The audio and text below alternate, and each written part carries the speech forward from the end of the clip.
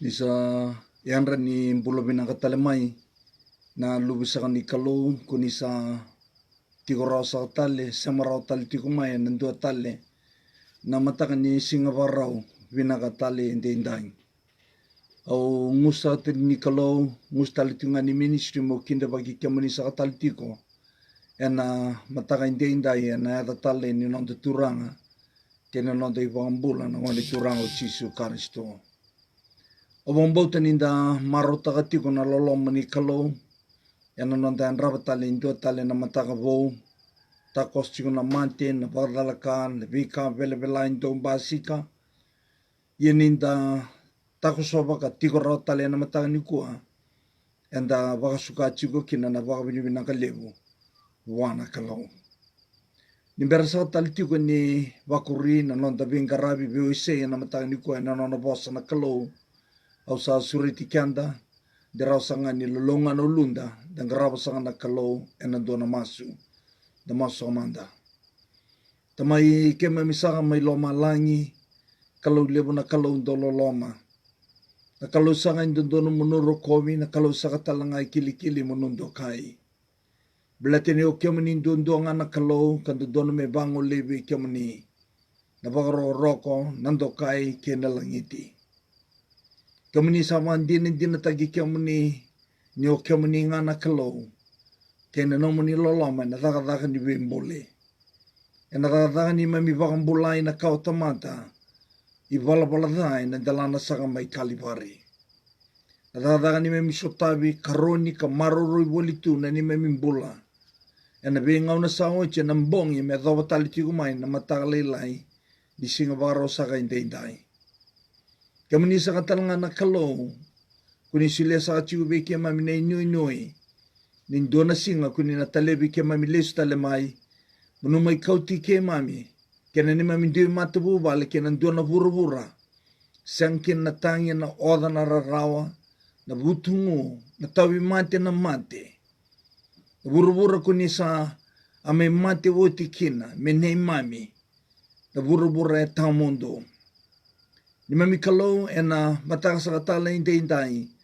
ki mami lako sa katala mai be ke mani kapag tusay ke mami sa kachigo ni ke mami tamatambale ka ke mami tamata ibala da do bunga ng kaki mami do bang na numa bunga ng kaki mami do buta kan do bang dora nusang sa kanin do baro tag sa kakina na Kalau matangan ni ko ki mami sa ngusunda sa katigo na ni mami di mata bubale na ni mami baka tutu sa kakira sa kachigo be ke mani na naman ibibo sochi kena baka sa bata ki ni mami bola ki mami balda enandra ka tirsa kan dalana mai kalibari ni mami Kalau na nomuni vosa warotale me ke mami nabio sa kina na mataga ni kuwa ke mami sa kirea na yalo tambo nangasi ni buli ndomba nga nangasi ni buli eso ndondo nga tigo bwana leiseni ni kana tumberi ka babulidi na nomuni vosa ni alo binana Kalau ni babulidi ke mami ni tumberi ke mami ena mataga ndenda mi ke mami rida kina ni mami malumulumo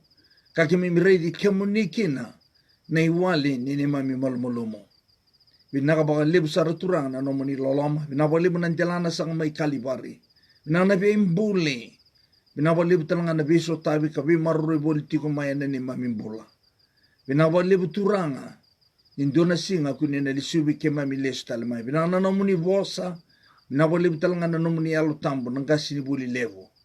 Binasa boleh burna lubia muni kena nonda dui mata bu bale ersantambe ka barrong tali tikumai nandua tali na mata ka bo indai na boleh usara turam sarong ada nema mi masu Jisu na soro nema mi pangambula emeni Jisu nagulutang sa ni nonda baka sama vayalo ena mata sa tali indai ekakot sa katibang gona kiana rorongo the Great Gospel Commission na ibunao na kosipele senai veitan laki ni kosipele lebu sena na kosipele na nona veitan laki na Kalau ena buku ni kosipele nanonda lesoni sakirei derau ni kuni lako sa mandamai bata kaya wana boli Matthew Ena kenawa si rusanga bulu kawalu. Ena tikina itin kawalu, medova na tikina rusanga bulu. Nabiokani lomani, ekana tikina ungo, and Jesus came and said to them, Asalang magu Chisu kakambe ira, saying, all authority has been given to me in heaven and on earth. Sasoli may be on lewa. May loma lang ida ke burabura. Tinitin kadiwa, go therefore and make disciples. O komendong ilang ko kaya nabi bagatise pelitanki. Of all the nation ki burabura to loko, baptizing them in the name of the Father, baptistagira na adini kalon tamana, and the Son and the Holy Spirit, na lubena ke na kalon na yalotambo. And atigini rusang bulo, teaching them to observe all things, underline taoya, to observe all things that I have commanded you, and I am with you always, even to the end of the world. Medova na ibagatao tiwanti ke burabura. Nabiokani lumani na Great Gospel Commission sa naibaro ni kanakao na kosipeli levo ni ngode turna nga kuchisu Karisto e pagangata na tamati ni kalosang Matthew me may nona ibe may pagangata ko kwa me bosa ni nona be tataw nanki se nona farewell truth, a farewell text Vekenda and the ulika se kwana nona ibola. Nabosa ni be tataunaki na biokani lomani na kena nature e toto manta bata ke na baka sama ni dhima se uto se kambimbi menda kuni ngule daba na dhim na kena imbalimbale menda kuni ngule daba. En vei kanto doko ende vulida o kongo menda na kuni ngole daba anabuna ento bakantaki tokina na idim se ikau ni tugutoko eto tovanta na non-raw nature vanta ke na farewell truths se farewell words na vosa ni vei tataunanki e senga ni vina kanti me ngule davi mendandau na numa. Anabuna na biyo kani lumani, e may imbuta koto kina na tamati ni kalausango Matthew, me may nona vosa ni vei tatauna ki vei kianda, se kwa na Gospel Great Commission, se the Great Gospel Commission. Inamatani kuwa enda na tumika e vida na vakasama bimbi may na Great Gospel Commission. Nimatay na biokani lomani en na tikina saka etini kawalu. Ekana tikina etini kawalu. All authority has been given to me in heaven and on earth. Sa soli may biyaw nalewa. May loma langit ake ke bura-bura era. Nanona may soli lesu tale na lewa ongo ve chiso. Na lewa membalenta nanonda vagambulai o kenda tambusakani na kawatamata. Sa may mati oti nangoni turanga o chisu Karisto enantelana may kalibare. Sa may yado kina nandondonongo ve chisu Karisto membeleti kenda na kawatamata sembeleti bura-bura todo loma langi ke bura-bura. E na dadaka ni be vangambulai se redemption ama ingaramba na ngoni turanga ko chisu Karisto. O koe mai soli lesu tale kina vei koia. Se koe na lewa na kamembaleta na nonda bangambulai na kawa tamata. O koe ea na vio kani lumane e kātiu kina na tiki 19 kariwa. Go therefore and make disciple. O koe mundo ngai lanko. Mundo ia na vei wakatise i pelitaki ki vura taudoko. Na dhanga e me dhakaba na ngone tusu karisto, e mai resto taka lesu veikenda e ruana kambimbi katiko e nei tukutuku ni Great Gospel Commission. Karawasea ruana kalilebu katiko e na Great Gospel Commission. E rawasi ruotonga. Karau sandwich takatoka se kwa na papi ta iso. Endua ni mbera na papi ta iso. Endua ni hoti na papi ta iso. Nei matai na biokani lumani se koia. Na tuku membaleta na nonta pakambulai na kautamata. E na vuku ni ngwani turanga ko Chisu Karisto. O kwa e toka kakatoka na tikino, ngwana tikine tin kadiwa, make disciples to all the nation. Nabi o kanilumani na tikino ngo e ngole kina kamembalenta na vei vakambulai na kosipeli. Se kwa na objective theological truth. And the vei vakatise peli taki. And a kosi penli. And a tuku membaleta na nona mai viva ambulai na ngoni turango Chisu Karisto. Na i tuku ni loloma. Na nona mai substitute tagi kenda ka mai nonda exempla. Ia na ngoni turango Chisu Karisto. Na nona mai justified tagi kenda. Sanctified tagi kenda. Ka glorified tagi kenda. The kava wote o Chisu e na vukunda oia.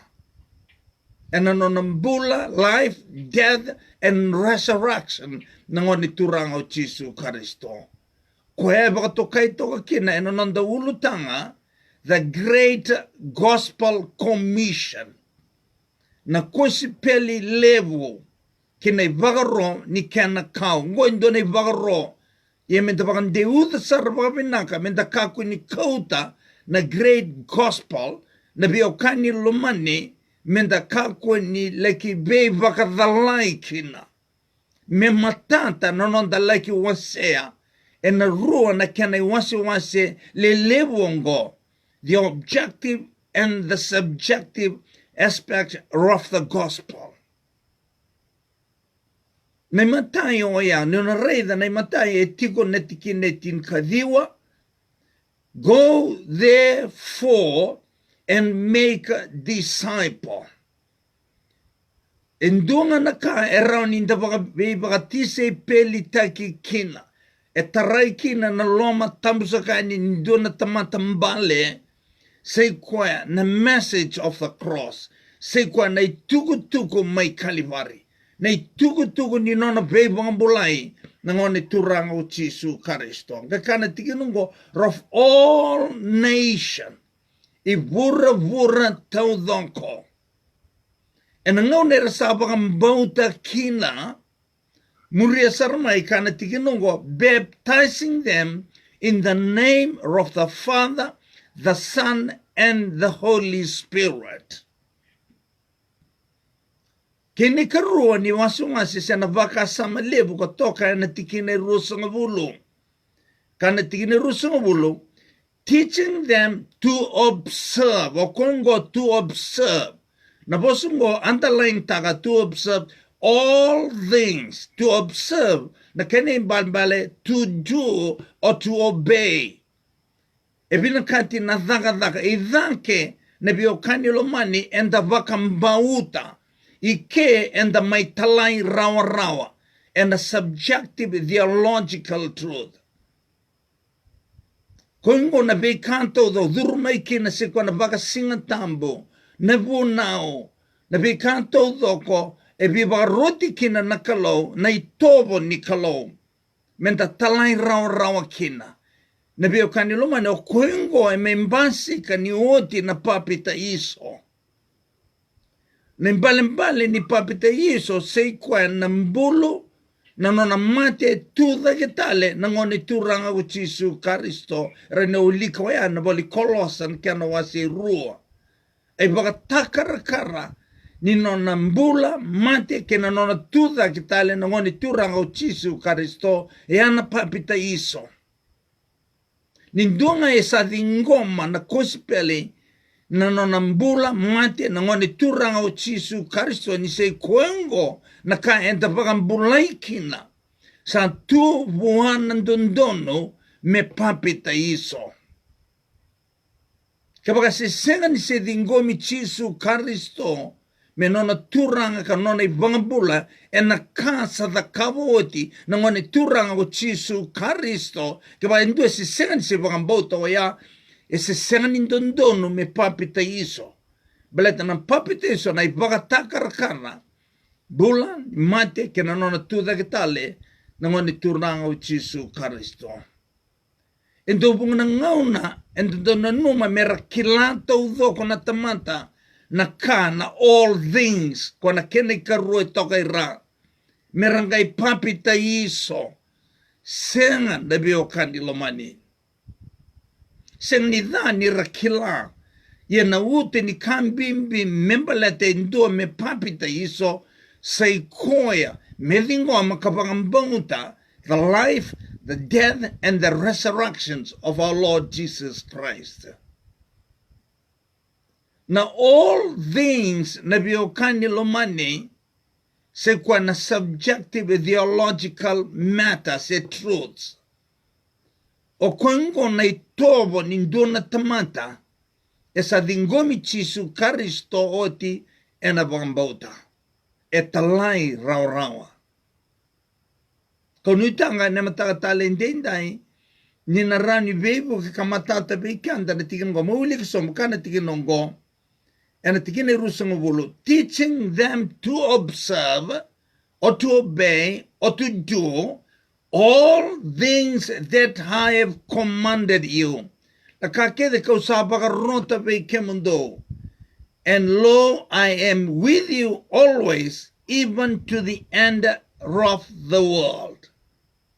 Ngora bio kanilomani na buno e dhurumai kina sei kwa na works na buno e dhurumai kina sei kwa na obedience na worship gona buno e dhurumai kina e rausenga ni leso ni bata kei na baka sama ni nonda papite iso na nonda baka tise i pelitaki and the baka tise i pelitaki e na kasa da kama oti na ngone turanga o Jesu na tuku ni nonta bagambulai na kawatamata tadawa sendu na tikene walu kabikanda ne volta brisa lago manea lo tambo don ngain do tukunia you shall witness of me membeleti Jesu ni kusabagamboti Jesu yana danga ni alo tambo ni sa dingomi Jesu ni usabaka tise pele tagi wote na kasa da kaba wote na buku nonto bagambulai na kawanta mata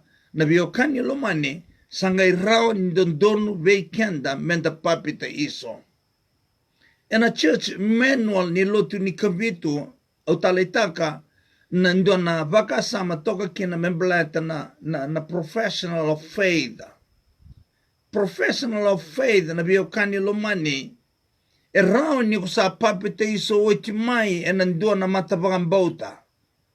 Kako lako mai kako sa di ngoma na vei bagabubuli na all things kwa toka i ra. E rao saranga ni ko senga tali ningai mai papita iso na bisao ni kakana, na bisao ni singatambu, ko sa di ngoma ko sa papita iso nrumudi onti. Kako i halon di na tiko buana kalou e na bagambauta ko tiko mai kina. Birna OG ya reputation romudi ke birna be mata bagambauta ka rabagandini din taka na immersion baptism na palpitation romudi er sa dingoma oti ka bagambauta na imata ini wasi ka wawarai taka tokai danke se kwa na kamembalenta na mati ke na tuda ke tale ni ngonde turanga o Jesu Karisto. Ni rasa dingoma ka pangambota kara papi di sumai kina na mata pangambota retiko kina. Na biokani lomani na ngau na radhawi kalao mai kina lotu ni kabito. Ni rasa papi te istagoti e na nonra reida na rarama membaleta na kanka na singni sabsaba membaleta na singa tambo. E tu sartunga vera nandondono mera kuni papi te iso tale era bota kinga mera leo ni lotu ni kabito ni lesu waromai.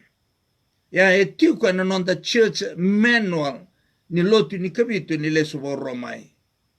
E vunga ratungo ra loma ni lotu era senga ni ranga mai papi te iso tale era langa mera voting nga ni leo ni lotu. Blate ni rasa papi te iso ochi mai. E mai vi kalanga mai na lotu ni kavitu e na buko ni all things. Kwa toka na nonda tikina rusanga vulu. Teaching them to observe all things that I have commanded you. And lo, I am with you always, even to the end of the age. Nabio kandilumani e romai sandwich taga toka ike na objective wata ke na subjective theological truth na papita iso. Na papita iso kwa etiko ilome mai wasei rau toka na rua na baka sama bimbi ongo. Kabiabu keikenda na bio kanilomani menda wasei tiko mero matata tiko rona ruongo. Blete na ngauna ngai senga ni matata kina ona rau ni lutu kena extreme ni legalism mo the kava na ka moko vakambulai kina. Belete na thaba? Belete ni senga ni mauti ko na nomo vakana na nukena lo mamo niko sa vakambulai oti and objective theological truths. And a thanga ni ve vakambulai sa the kava oti na ngoni turanga ko Jesu Karisto. E na matangay na noa, and may baka na numisa katiuki na memblete na 2 visits. E na no na basic o na tamati ni kalo sa kaungo ki koronida. Na imatai, e kakoko o sem ni lakoyani, mo koteani na excellence of words, wisdom, e ro signida o roa na excellence of words, wata ke na wisdom, e ro vinaka. Nredeng ye me vato na kataleo kwa bimbi ta kataleo kwa na tikine ono kwa na kam tanga bimbi ve yao ene mata ni nongu la kwa ni mindo dingomi Jesu Karisto ni okoya nonda ivambula nindo dingoma na daga sama da kabo ochi ene bukunda ene delana mai kalibare koya enda vambula ikina ne keruni nona visits ka vola tikina ngo ponla. E baka na numira e na all things kwa na karua ni wase ni great gospel commission. Se kwa na kena baka matana taki, se na kena vua taki na ka enda vambota. Ia na dhaka ni vivo mbulai sa takabo uchi na bukunda na ngondi turanga o Jesu Karisto. Niro wasei baka vinaka na vio kani lomani e na dono tiko na nomu lontu ke na kao da kava. Vau sivi e na kai motivate tanka na kao da kava. Bete ingo indo na kambimbi. Bleta ke baka ena senga ni matanta na kenro wase e rungo. Na vio kani lumani enda na lutu ke na legalism. Kwa baka tukai tiko na vio kani lumani na extreme. Ni kena doutori vakidala se kwa na kamembeleta na kosipeli. Indona wase levu tamsakani ni tamata na bio kani lomani era taranga na matai ni wase idhanke. Karanguli dava na ikaruni wase na subjective theological truth. Ndolo yahadhu kina se kwa na licentiousness. Na licentiousness e ndona extreme ni ka rabambota e levu e non rabandeo tagadala sabambuleke ndanga uchisu we are free to do anything, we have license to do whatever we want to do. na vio kanilo mani senga ni baka kina o ya. Kenda reida na nona mai mate ko chisu, ena buku ni nonda I bala da, na nonda I bala da, koe mati kina na ngani turango chisu Karisto. Enda na mbese taka menda via kita ka na I bala da. Ninda lomani chisu kanda reida, ni baka matei chisu na nonda I bala da. Ya nabuna nabio kani lomani me matanta na objective theological truth. E koe senga ni sulebe kenda na ngalala menda mbula vaga veitalia senga. E bukei kenda menda kuni mbula vaga veitalia. Ka senga ni sulebe kenda na ngalala ni mbula vaga veitalia. Ninda lutu mai ne karua ni kena wasi na subjective theological truth. Ne bio kani lomani menda kuni wala dava na kena matai. E rovio kani. They are inseparable, but they are distinct in their functions. E rosenga ni bongase I raunduindui and a non-round vingarabi ke non the objective and the subjective theological truth. No numa enda wasea tale na ndona urutanga enda sa atarawiti mai e romai wase and a ministry ni alo tambo. The working of the Holy Spirit from without. Yana kena vuno takivei kenda ne mateni visit ne Paula. Ya mera dingomi chisu Karisto me non turanga ka non rivambola.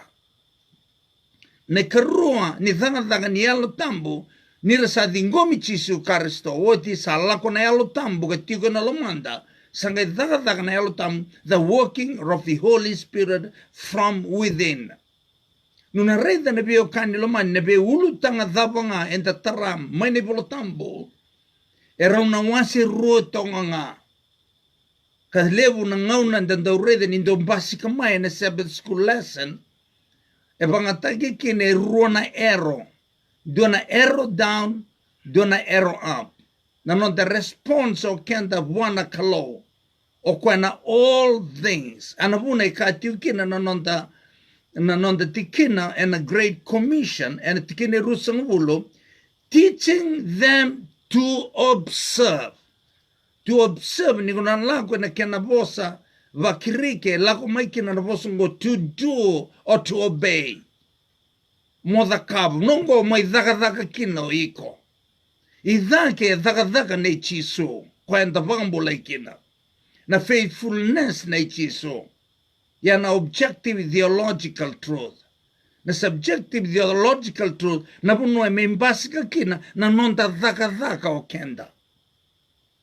Ye senga ni nonda title to heaven o kwa e condition se fitness to heaven. Na punongo e lewe rendo mai vaka e lie kina. Sei kwa na veva mbulai sa dhakava wote na nonda mbula na ngone turanga o Chisu Karisto. Bleto kwa e conditional. Na nomu enjoy tanka, kamaro tanka, na mbula tawa mundu. O kwa sa entaka oti vekenda na ngone turanga o Chisu Karisto. Se sa redeem taka lesu, se sa restore taka lesu tale vekenda, na rata le ngone turanga o Chisu Karisto. E levu erna vakayelia na kena enjoy tanki, ni resenga ni comply, ni resenga ni mitaka, na kena condition. Kwa baka tokaiti ko our fitness to heaven. O Chisu e baka matata taga o ya. Ena no voso kwa bi nikiti mo, ena choni tolu, ena tikene lima, kakwa ena senga ni dhuru kina matin tu baka loma langi. Ya na dhuru, na matin tu baka loma langi ay nonda, ena buku ni ngondi turanga o Chisu Karisito. Legally, sa nonda, ena buku ni ngone turanga o Chisu Karisto. Anonda nga may ni vangatikibu. Kanda bagaya lia ena buku ni bala dha. Chisu ena nonandra sa nonda lesu tale kina. Nebio kanilumani ie mo dhuru kina. Ie mo mara utaka. Nebi kanto udoko. Nebio kanilumani sa resto taka vikenda ngone turanga o Chisu Karisto. e tau mundo ke koia e temporary quando testa ka tiko for testa ka tiko na bio kani lo mani e na nonda mbolo boli vaka wawa i vuruburungo the can condition o ya mente di ngoma ka vaka mbauti chiso ke na kasa ta kaboti e na vukunda e na vaka mbauta e talai raurau na numa o sando na numa tal tiko be kanda ba oso ma ndo na tikini volta mbongo endo vakati kuna ya lokani ndilio yana na volni chuta wase ndo na tikine lima sar sereki kede mai ichipita yana objective ideological truth era sereki merakau ki kenani era lero nga royado ki kenani go chosua ke kelepi ro maruta ki kenani ro enjoy ta ki kenani o kenda ngone ndai sembera ti ko nonda marutaka se kwana kenani vo yenda sa sero ti mai enan rata le ni ngone turanga ko Jesu Kristo and a modern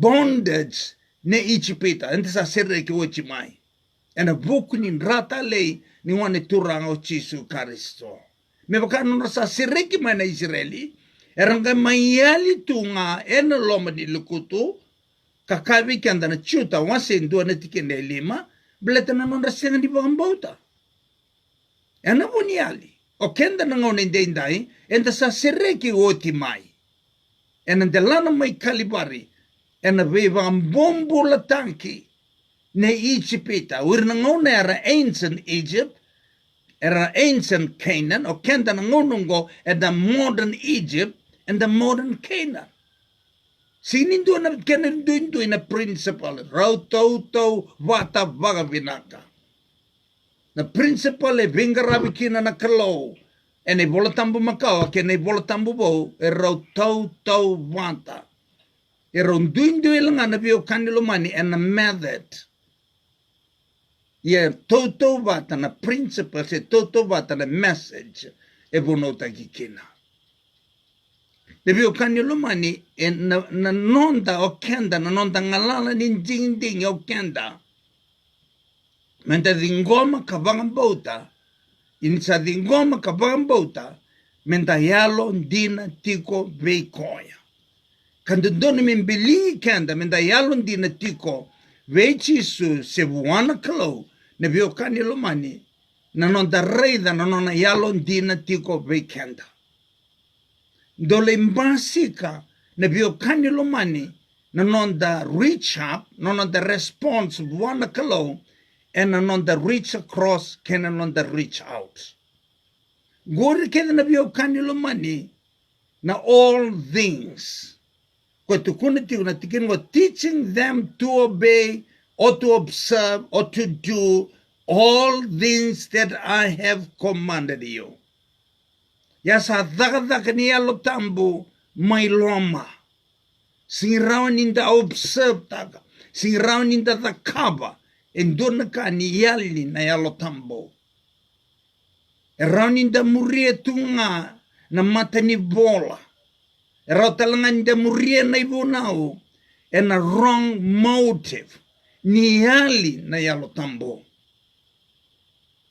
erani nda baka tambo e kede tu na singa tambo do numiro role maso na loma ni vali soro endona nda kumuna na baka daba vata ke endona farisi ero vani lotu vata rosong lotu vata ero lago vata e vani lotu ena poso vaka toto vata waya endo verao e dingomi endo verao e sangani dingomi o chiso o kwa engraviti o kana loma ni vani lotu waya ena i songo lotu waya e vakandeta ka kwa opportunity se peli ni sangani rongodi na nona masu na farisi e rongodi na nona masu na tamata i vala da na ndau kumuna na i vakadava na bio kanilo mani e rauni nda lotu vate tiko e ndio na i songo lotu i na tiko nga na ndui o kwa rongodi ke i kwa e sengani rongodi Gona kai banga buna na bio kani una ronga ni una study taga na tala no me bele tirao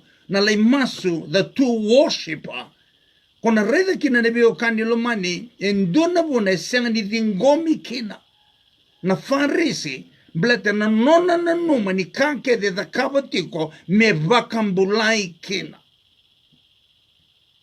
kako kwa undo long undo masu bagabunga lebu na kai baka buta tiko kokoya ena numa kokoya me vakambulai kina and a motive when you have a wrong motive wrong than bio kanilo money na kake the kabatiko will amount to nothing and a senga ninduan na kenla yanga na kena motive na bio kanilo money say koya na dhaka ni bebo ambulai sa kabo tina bukunda na ngoni turang o Jesu Kristo yana motive yana buna ni bio kanilo money kambimbi kina na nomsa mai lutu ka siroba sombo say koya na karua ni kamba oya na bio kanilo mani nangono sama si roba kina me matata tiko na kena matai the objective the logic no nga ngule daba kina ena dhala na motive ni kao ko mai da kaba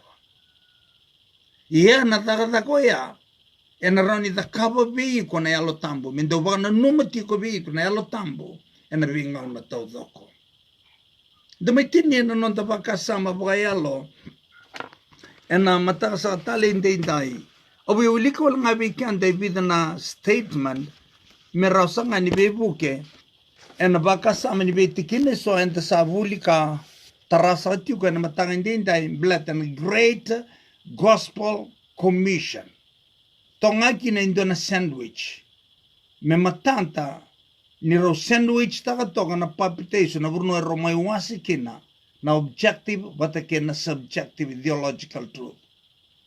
The reason na tabi bakari takabikenda tuno bango na indona tikina na bakisa ochi ene katolu ni quarter en run pepa indona raw lima sanga bul karua otumika walangango me bukai kenda leunanga and then though the common akandon doing the right thing with a wrong motive will always amount to nothing. And the validity of the will end up in legalism. Kebaka and the ngulidava na kospele na casa the kabodi the message of the cross. Round mawulika na daba ikana tikinongo. 2019 third quarter and rani pepan donan raw lima sangabul karua. The gospel of peace also becomes the motivation, pattern, and source for working for peace in our violent world. Katiuna tikinoya na kusipeli ni bebagan duba tatanki. Yana kusipeli ni ngoni turango Jesu Kristo. Yana great commission, the great gospel. Maybe okanilo mani. The great gospel ekana tinungo okwa na motivation. Okwa talanga na pattern na ibagarao. Okwa talanga na source. Menta kunindo ngule dava oya. Uli talibikanda enendo tale na baka sama membaleta na objective ideological truth. Blateni mbakatau tiko kei na nomo kalawa ena kene karuni wase na kene matai. Ni matata ena lagi matata ya. Na subjective. Ni fail na objective. Duanan raw kan duana pasende na fail na subjective. You're gonna lay tini na works. You're gonna lay tini na licentiousness. Gonna ruin na extremes. Na licentiousness. Na numa santa pangambuling kami kalibari. We are free. We have license to do anything we want. Na kangulomani senga ni kandi na oya. But in kini karua na legalism say kwa na numa ni kako the kava moko pangambuling kina. Ni senga ni matata ngona. Na objective ideological truth. Yarongada. Mauliko manda indona tikinungo merani bebuke. Seeing a more complete picture of God's character. Na numuraida kawanonoma na taudhoko ni kamembeleta na nona itoba na kalou. and personality kina nonambula na kalau makes it easier for us to trust him. Ni matatabi ko na kasa da kabuoti, nonambula, nonaloloma, nona character.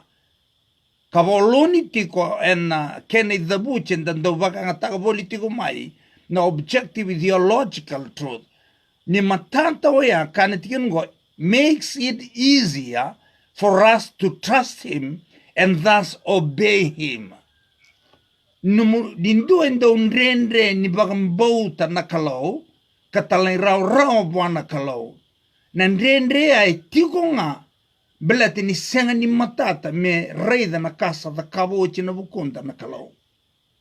Nangaw nga sa matata kina ena bagamatiena lo mamu ena kaboro kana 27 fundamental belief ni lotu e meltaka baga waidala taka na loma koukaua na loma songo ni tamata me dingomi chisu kariso na bagambuta katalay rorobi kwa me matata oya ni sa matata oya na biokani lomani enge me matata na kiana subjective but na subjective o kwa sabnga kina objective dota latikin ngobe ulika be oti ni statement bebe kwa ulika oya and a 2018 first quarter and a run paper walu sanga bulu kandua go and a baki runondoli tin kandua and a third quarter and a run paper tin kaono dwell more on the topic of how righteousness by faith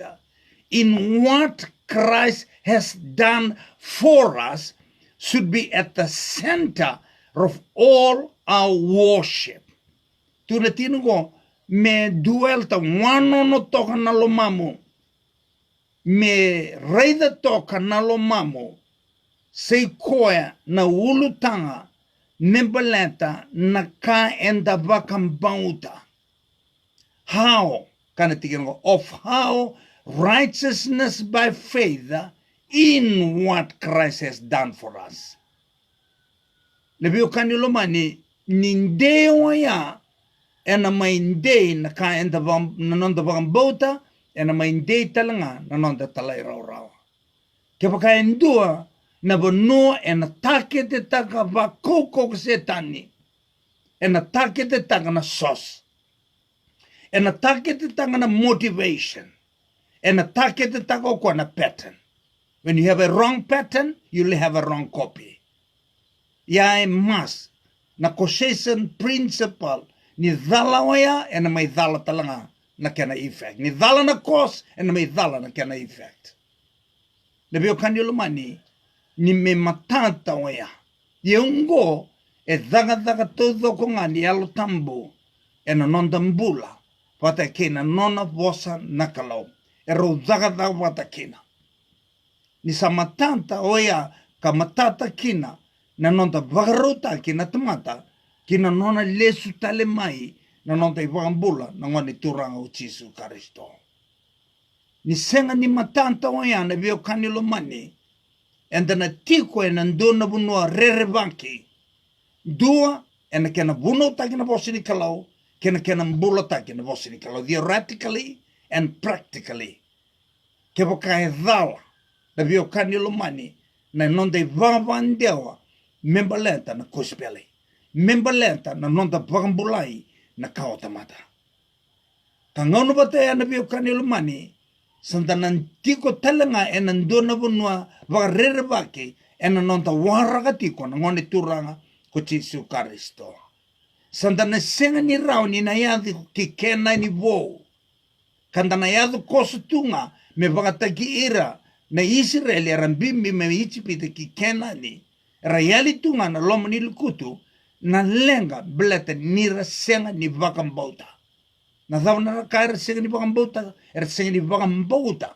se ko na linga lo lomo ni kalo ko e bemboli ko sireke irma Egypte ko lo va ko na ndelana mai kalibare na linga oya e marro irboli mai nduro oya nambongi ena singa ndurumbuko wanga nambongi e senga ni sa ngule dabi na sos na ngule dabi na bio kanelo na mai ngule dabi yara na bika kedenga ke bakanda ngule damba the great gospel o ko na gospel na non na tuku ni nonda bagambulai na kautamata bakalonga tai kanda na turanga ena buku ni nonda tuku enda bulisa chukina na matanga ndai dolanga no nonda masu tamai ke mami sanga mai loma langi na kalau lebu na kalau ndolo loma vinaka saka ba lebu turanga na bembole vinanga na be bagambulai lebu ena dalana mai kalibare na biso tai vika vi marroi boli tu ene me mi bola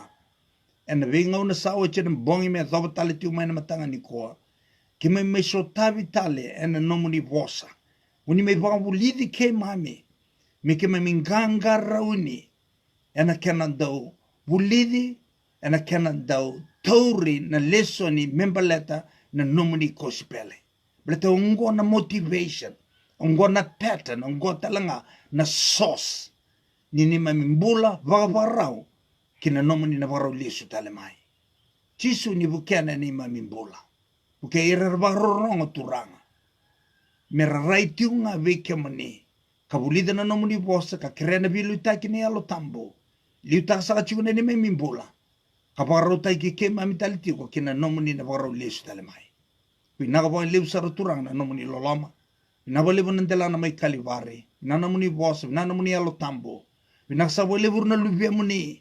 Eran tambe ka varong sa taliti kumai na matanga indai chisu na isoro na ne mami pambula. Amen chisu. Okila ninda ba bini binanga na kalau na nona loloma. Karotali ni vosa tali weekend na matanga ni kuwa. Ondo ba na numa sa tiku weekend na kali bukan bimbi na mbula tamundo. Kwa sa daga taga uchiku chisu karisto. O kwenda na marotaka ena singa ne lista le mai kina kuchiso ena kenra ve mama o rona rua na venga rami ngo ne vio kanilo mani tiko kina na nomu ngala ni dingi mo bagamboti koe dingo mi koe na bagamboti talaira robi koe sisenga ena bagatauta kina na kena marotaki na bola tamundo na kena experience taki nambula tamuno. Pabili binanga tiku ba lebu be kemuni nandau ni barorongo. Kuni barong sa tiku mana taunda kuni bonongo biti. Amerika, Australia, New Zealand. Kena be bono tale so. Nu pabili binanga tai sa talanga kemuni barorongo tiku na bonongo biti. Ke kemuni na sema online tiku mai. Ang musni kalau ngustal tiku ngani ministry. Me bosuka saka be kemuni na pabili binanga lebu. Binaka pa lebu na nomunindo sulia na nomuningauna munundo varorong kina boss ni kalau blata na boss ni kalau na rangi e baganga taka na yalo tambo blata ko selo wau ni yalo tambo o ko seleta varotaka na mbula tamsaka ni tamata kauta lebi na kaindo don mi kau lebi kau mai na kaindo don mi kau mai ni nonda tikini vagarong kina non listal mai nonda vagambulo chisu karisto Ia me dhawana matanga ni matanga, ni vadengo, ni kalongata, ni modisata.